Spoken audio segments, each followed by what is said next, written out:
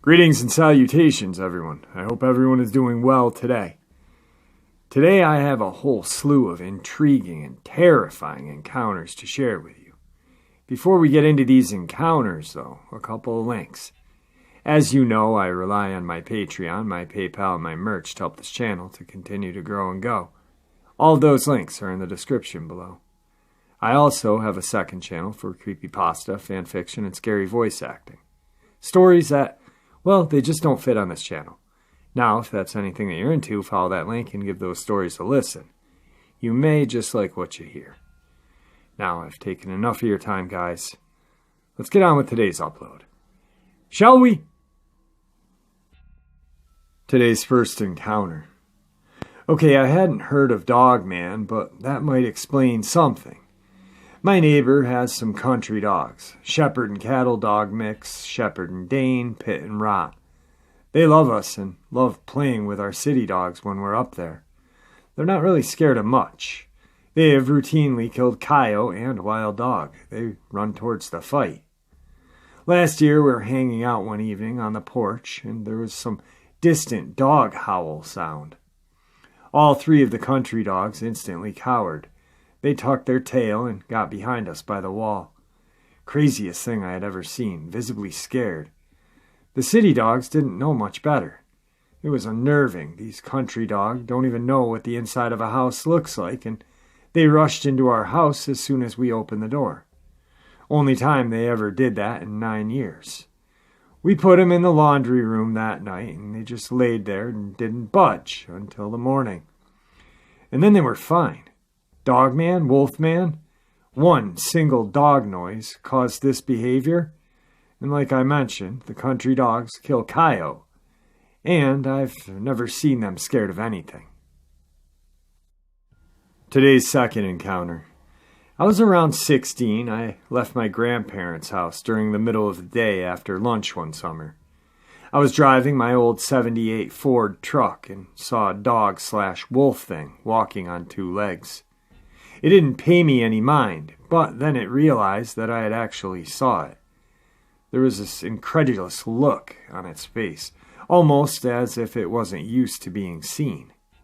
It then stepped behind a tree, and I haven't seen it since. It wasn't a hulking creature at all. It was lithe and 6 feet-ish. It had an air of intelligence and a cunning look. I've never seen anything else like this since. Who knows, maybe the bread on that sandwich my grandma made me had ergot in it.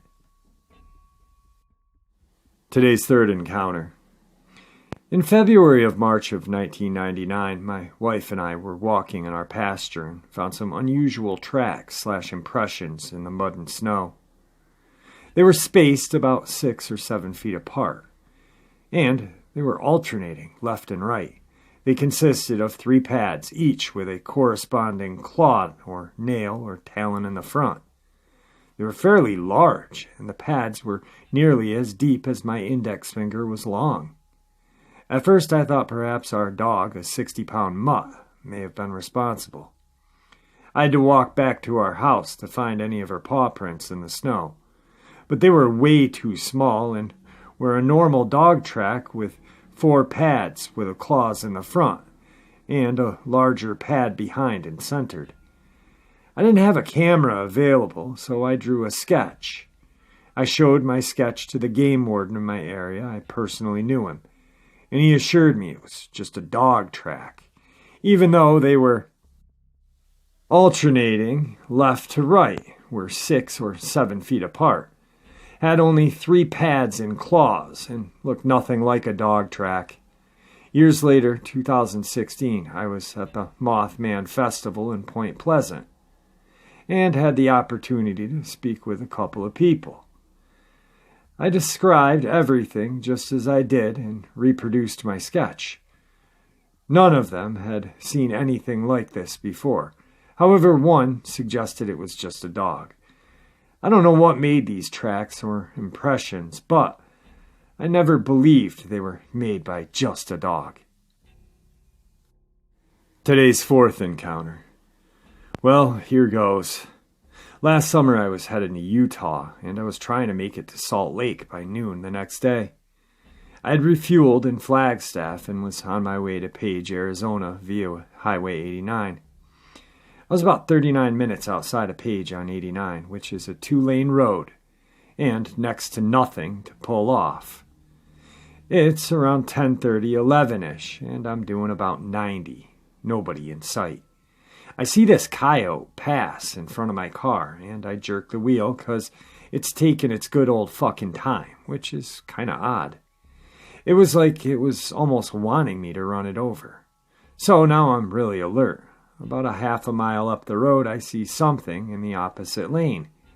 As I get closer, I see an extremely large wolf-like thing. But it's the size of a human, but it's on all fours. Its mouth is open like 5 times more than a wolf could open its mouth. As I passed it, I noticed how big this thing was, like its head was in line with my roof of my car. Its head turned and followed me as I passed. I was going much slower due to almost hitting the coyote just a mile back. This thing was huge. After I passed it, I thought about turning around, but I felt, screw this, I'm going to keep going. I was a little freaked out all the way to Page. I stopped in a gas station there and couldn't get it off my mind. So I asked the cashier if they had crazy big wolves around here, and she said no. I've lived here on the res my whole life. Why do you ask? I then explained what had just happened, and she replied, was it on 2 legs or 4? I said, kind of 4 legs, at which point she said she didn't want to hear any more and rang my shit up and pushed me out my way. She was clearly freaked out by what I had seen. I brought my story up to a coworker a few weeks later, and they were like, what the fuck? That was a skinwalker. They talked about all the sightings in the area and people they knew that had investigated them. Honestly, I'm not sure if I would ever travel that area at night again. All of my life till I was 18, I lived in a town called Wells in northeastern Nevada. A small town, population of 1,000, so all of my outdoor activities involved being outdoors. From when I was 13 to 15, I saved enough money to buy an HK91. My dad bought it for me, $2,761.44. From then on, it went everywhere I did in the woods. When I got my driver's license, it meant I could go roaming around. My 1972 Toyota Land Cruiser with a Chevy 350 for the close stuff. I got 5 miles per gallon on a 10-gallon tank, or my 72 Dodge W200 with a 36 and a 20-gallon tank. So anything outside of the line of sight, I took my Dodge. One weekend, I decided to explore around the Ruby Marshes and go into the Ruby Mountains around there, right around old Fort Ruby, a fort that was built in 1860 to serve as an outpost for the Pony Express. I went into the mountains north of it and checked out some pretty cool terrain and old mine sites. When I was going down the road, I noticed some overgrown tracks that went into the canyon and decided to make it into a Nevada highway to follow them. I followed it for about 5 miles or so, and the road got better. It was graded well and continued on, except for the fact that there was a tree about 3 feet in diameter blocking the road.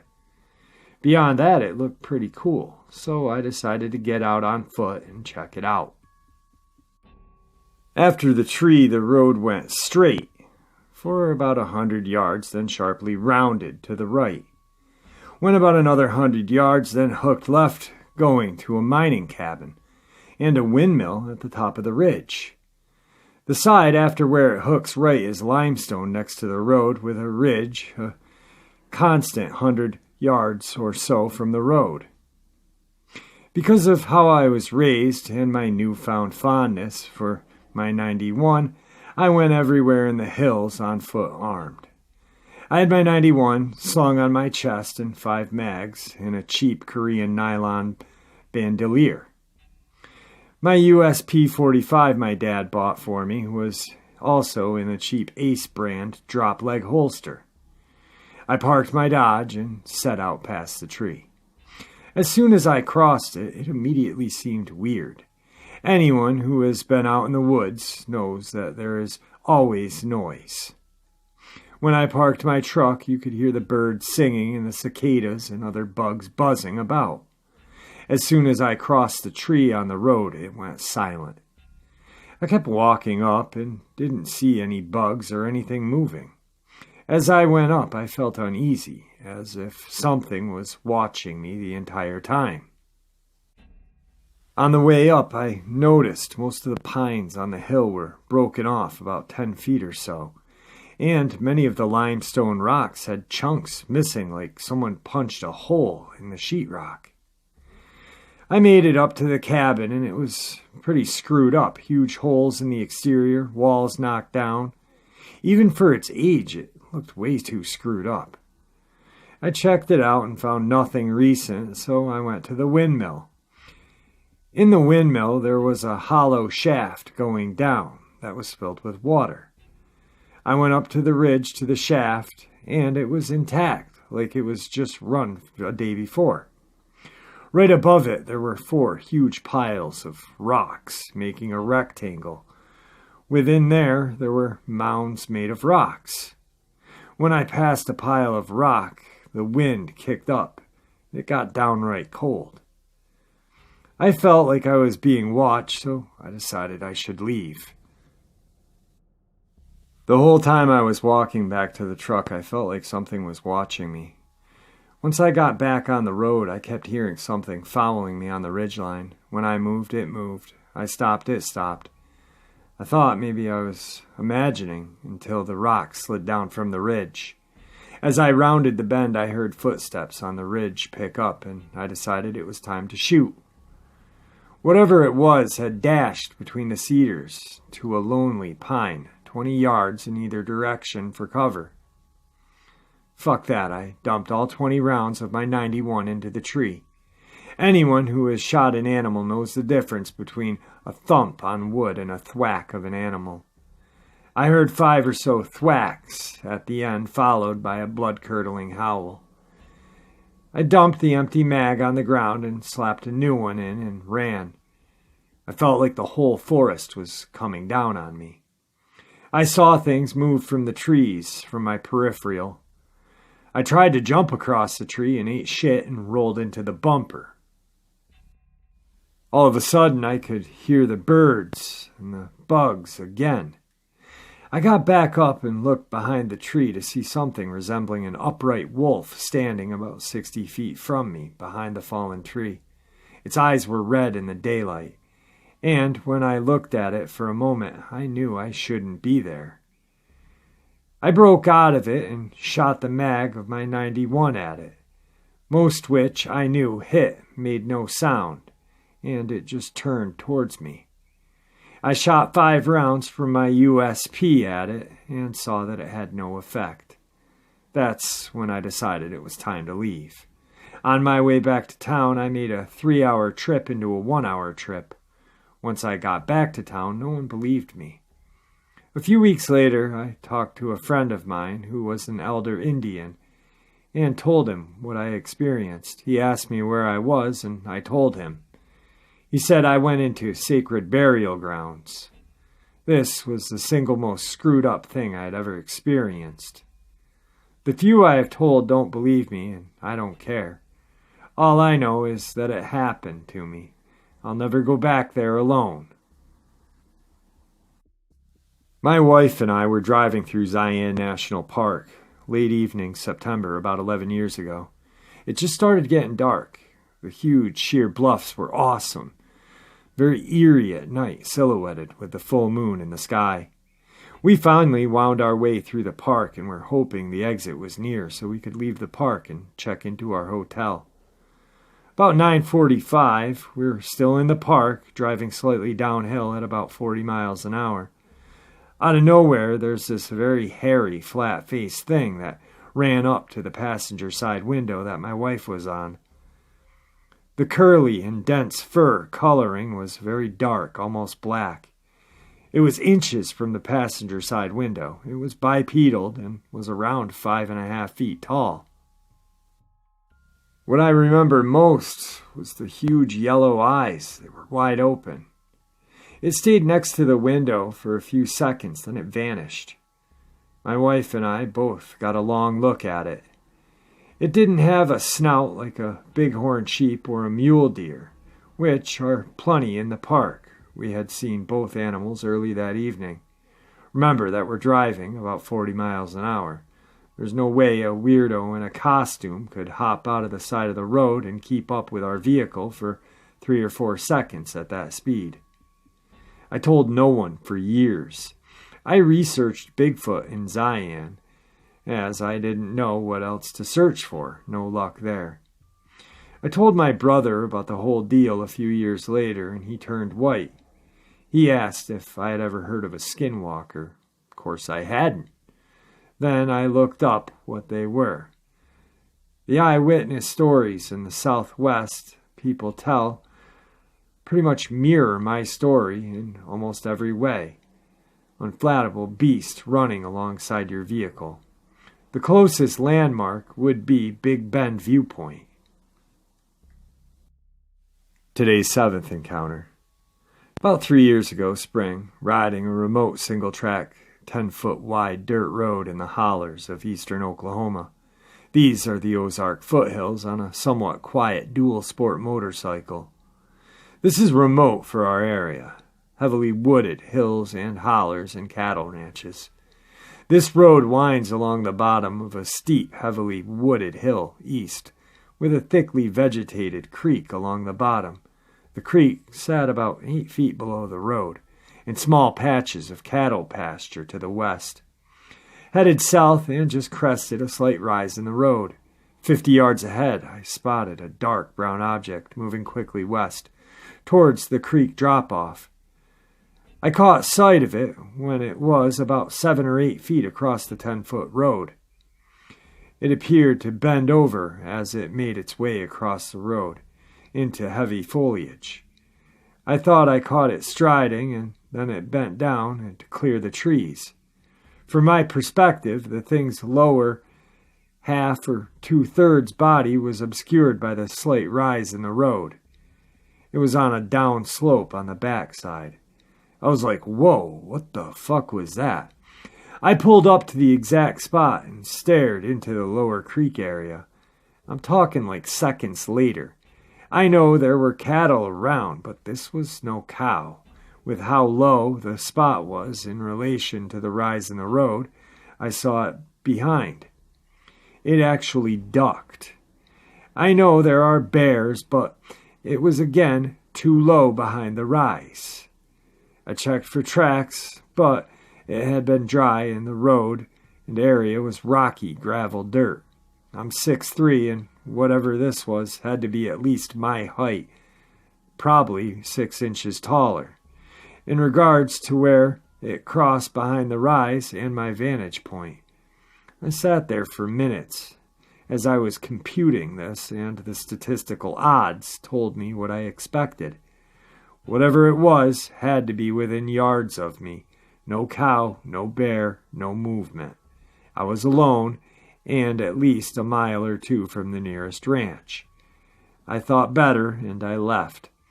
I laughingly call the road Monkey Holler now. Today's 8th part of the upload. There's a legend here that isn't that old, of a woman that was found dead in the woods by hunters that had the body of a human and the head of a dog or wolf creature. The body was slightly decomposed, but the bone structure was there.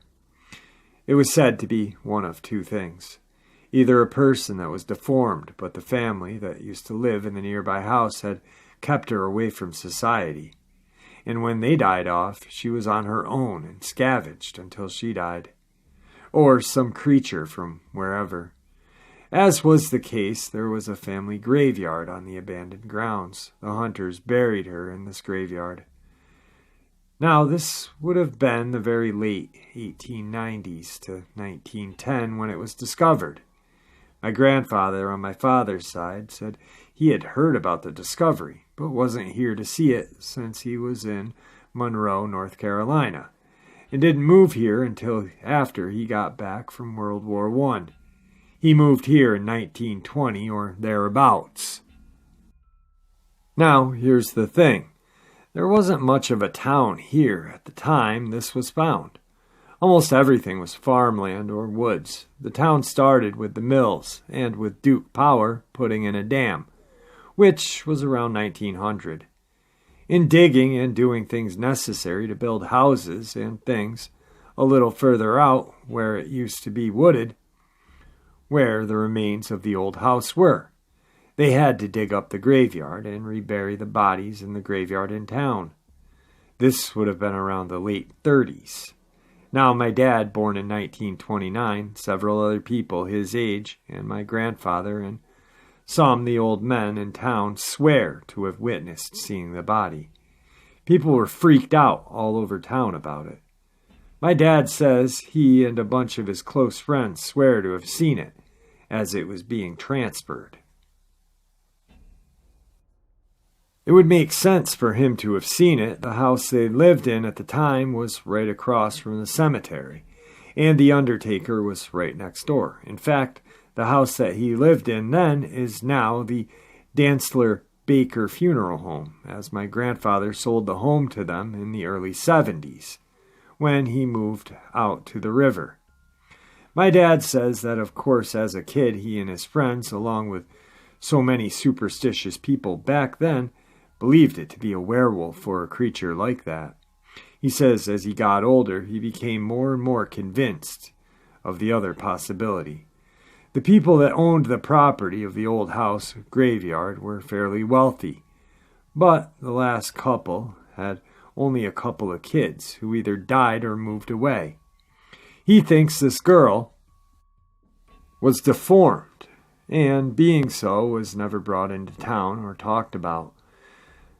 That's the way people did things back then, even going so far as hiding people like that in the basement for life.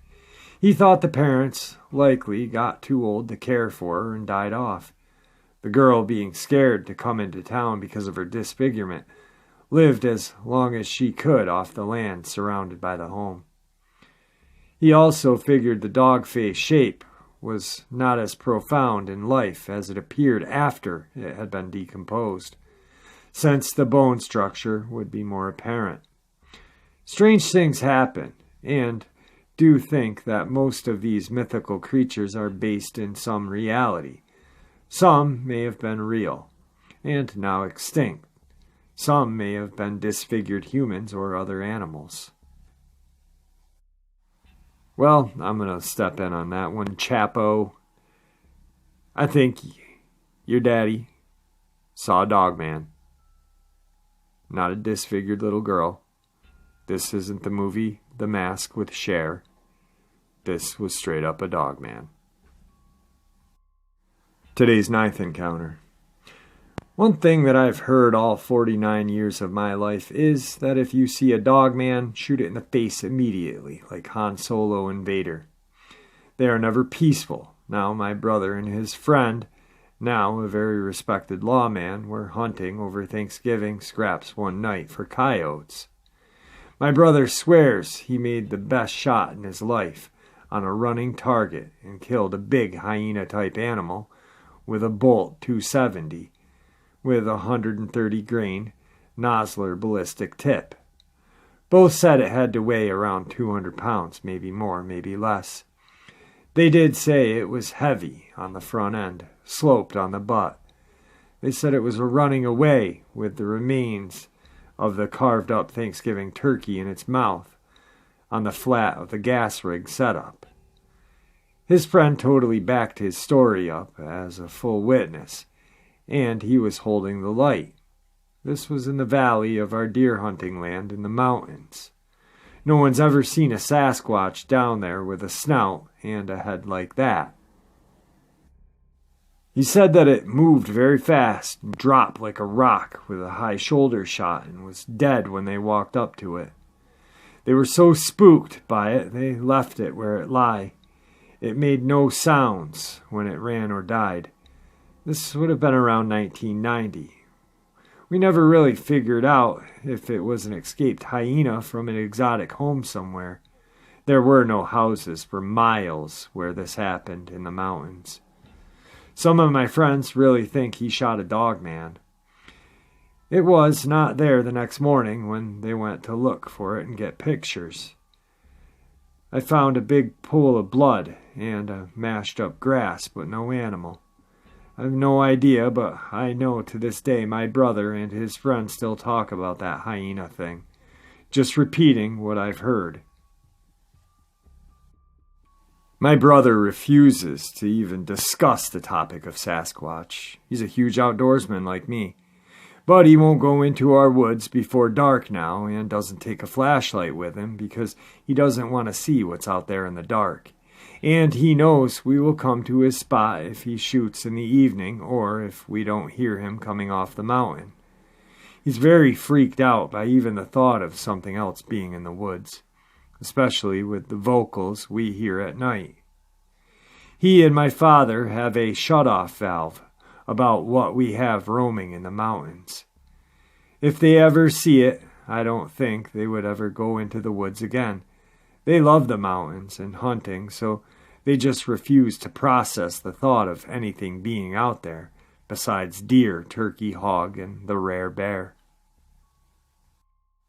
Well, there you have it, guys. 9 encounters to hopefully, well, I don't know, terrify? No, I don't want them to terrify. Entertain. We'll entertain your night on a cold October night. Cold October night. It's cold up in upstate New York right now. Feels like it's going to snow. It's raining. It's shitty. Hate it. Hate it. Love fall. Hate nights like this. I wish it was just like a cool 50 degrees, crisp with the wind, leaves kicking around. You could just imagine the Dogman sneaking around your house. Maybe grabbing your pet cat or dog. Just kidding. No pets. Your kid. No, not your kid. Your neighbor's kid. There we go. Just kidding. Anyway, I hope you guys enjoyed these encounters as much as I enjoyed sharing them with you. And with that, I'm going to bid you farewell.